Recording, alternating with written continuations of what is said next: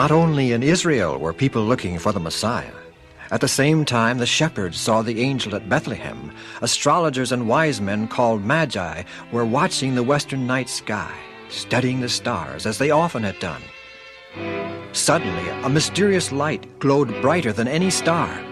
After a few minutes, the light faded, but in its place there was a large star. Not only was it brighter than any star in the night sky, but it also seemed to be moving. Melchior, Balthazar, what can this strange star mean? Do you see? It is moving very slowly toward the west. Oh, it is indeed strange. There must be some important meaning to such an awesome thing. What do you think, Balthazar? Let us ask the priests and philosophers what it might mean. I can't remember anything like this in my life. It indeed must be something important. But what?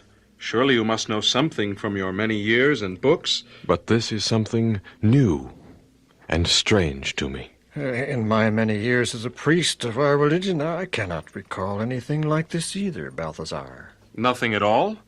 Well, now that I think of it, there's a mention of, what is it, a star out of Jacob and a scepter shall rise out of Israel.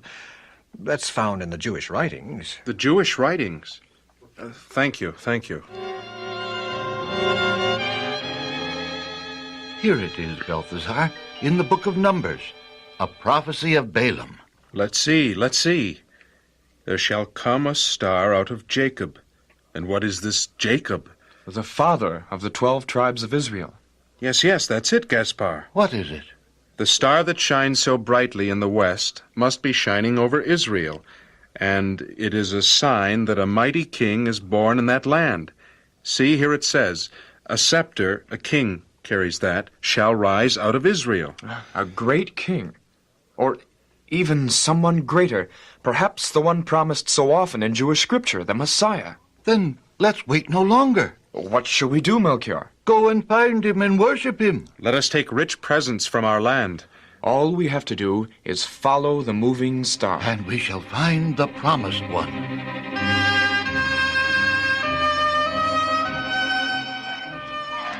It is night again.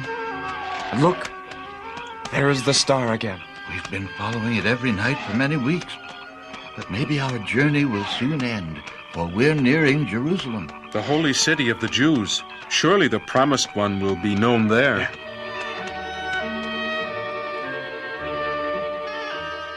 The promised one, you say?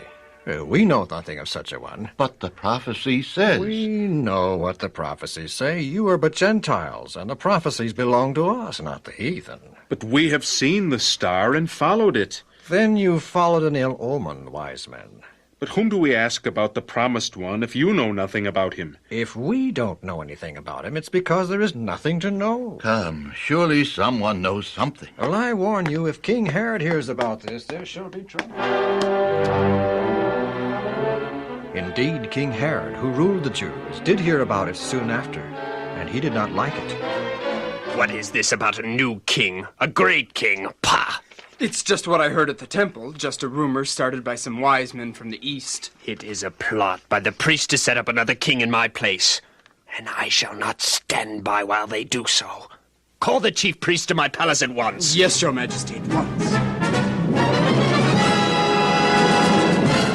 Indeed, King Herod would stop at nothing to remain on the throne.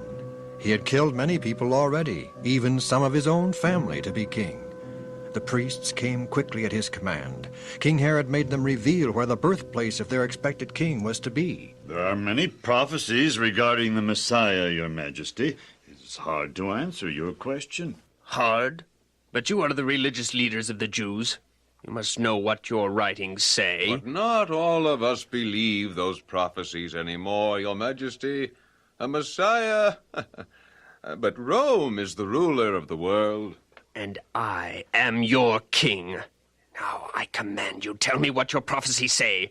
Where is the expected king to be born? In Bethlehem of Judea. For the prophet Micah said, O little town of Bethlehem, you are not just an unimportant Judean village, for a governor shall rise from you to rule my people Israel. In Bethlehem, All right. You may go now. Servants, Yes, Your Majesty. go and find the wise men from the east. I want to talk to them. We have much in common, and I want to ask them a few questions. Hurry and do not fail. Yes, Your Majesty.